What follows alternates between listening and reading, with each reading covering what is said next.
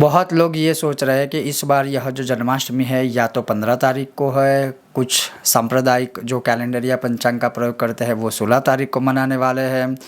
कुछ लोग कुछ लोग कह रहे हैं कि रोहिणी नक्षत्र उस समय है ही नहीं, क्योंकि रोहिणी नक्षत्र 17 और 18 तारीख को रहेगा। तो मतलब बहुत सारा कन्फ्यूज़न क्रिएट हो रहा है। अब सबसे पहले ये श्रवण करें कि यह जो अष्टमी तिथि इस बार आरंभ हो रही है वह कब है। तो 15 अगस्त 2025 को शाम के या रात्रि के 11:50 को अष्टमी तिथि का आरंभ हो रहा है 15 अगस्त को।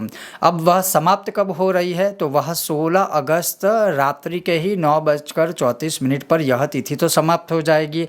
और हम जो भगवान का जन्मोत्सव मनाते हैं वह मध्य रात्रि में, वैसे तो देखिए उस समय के अनुसार, ज़माने के अनुसार जो हम कहते हैं 12 बजे, तो हम तो तिथि के अनुसार चलते हैं, लेकिन फिर भी हम जो मध्य रात्रि का एक समय लेकर के चलते हैं 12 बजे वाला, तो वो कब आएगा तिथि के अनुसार? वो तो 15 अगस्त को ही आने वाला है, क्योंकि 16 अगस्त को तो 9:34 को रात्रि काल में यह तिथि तो समाप्त हो जाएगी।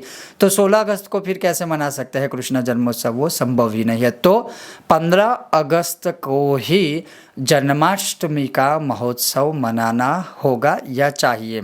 देश काल के अनुसार आपको जो ठीक लगे आचरण कर सकते हैं। तो ये एक बहुत ही स्पष्ट और क्लियर बात है और ये पंचांग में लिखा हुआ है। अब दूसरी बात ये है कि अगर हम 15 तारीख को जन्माष्टमी मनाते हैं या कृष्ण जन्मोत्सव मनाते हैं, तो फिर उपवास हमें कब करना है? तो ये दो बहुत ही महत्वपूर्ण बिंदु है। सबसे पहले आप चाहे तो 15 अगस्त को भी उपवास कर सकते हैं कृष्ण जन्माष्टमी का, और अगर आप चाहे तो 16 अगस्त को भी कर सकते हैं। क्यों?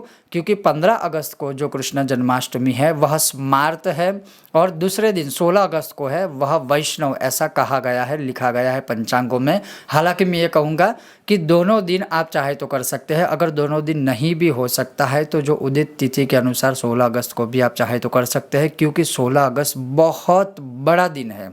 अगर 15 अगस्त को हम जन्माष्टमी या उपवास रखते हैं तो फिर पारण कब करना है? तो पारण जो है वह 16 अगस्त को करना होगा, और जो पारण का समय होगा 16 अगस्त का, वैसे तो रात्रि काल है 9:34। जब तक अष्टमी तिथि समाप्त नहीं हो सकती तब तक तो हम पारण कर नहीं पाएंगे। अब ये होता क्या है कि रात्रि काल में, मतलब जो 15 अगस्त को जन्माष्टमी आरंभ हुई, 16 अगस्त को 9:34 के बाद यह तिथि समाप्त हो गई, तो उसके पश्चात जो है वह हम पारण कर सकते हैं।